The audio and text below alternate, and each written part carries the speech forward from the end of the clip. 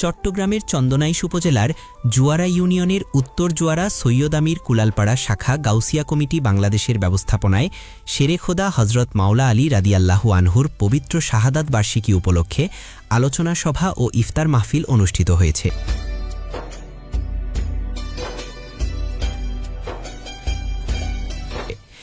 সম্প্রতি সৈয়দ আমির কুলালপাড়া শাহী জামিয়া মসজিদ প্রাঙ্গণে আয়োজিত এই অনুষ্ঠানে স্থানীয় আলেম ওলামা, সমাজের গণ্যমান্য ব্যক্তিবৃন্দ ও ধর্মপ্রাণ মুসল্লিরা উপস্থিত ছিলেন।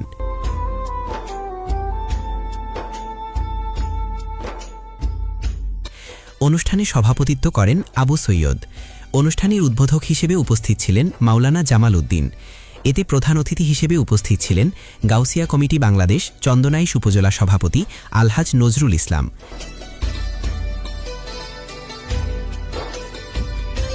গাউসিয়া কমিটি একটি মানবিক সংগঠন, অরাজনৈতিক সংগঠন। এখানে কোনো অস্থিরতা বা মন্দ খারাপ কোনো জ্ঞান এখানে নেই।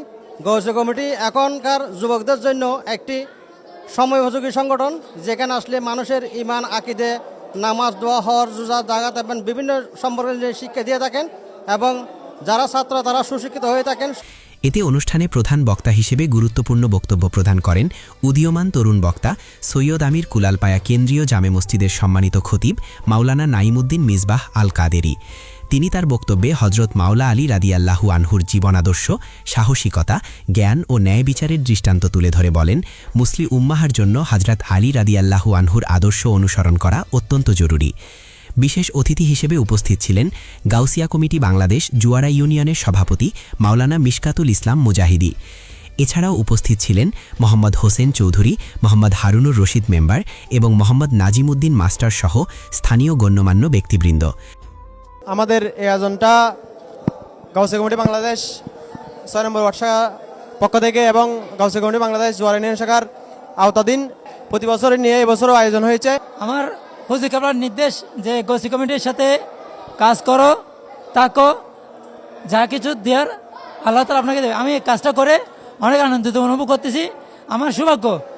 অনুষ্ঠানটি সঞ্চালনা করেন মোহাম্মদ সোহেল রানা ও মাওলানা রাশেদুল ইসলাম। আলোচনা সভা শেষে দেশ, জাতি ও মুসলিম উম্মাহার শান্তি, সমৃদ্ধি ও কল্যাণ কামনা করে বিশেষ দোয়া ও মোনাজাত পরিচালনা করা হয়। পরে উপস্থিত সবার মাঝে ইফতার পরিবেশন করা হয়। CTG TV 24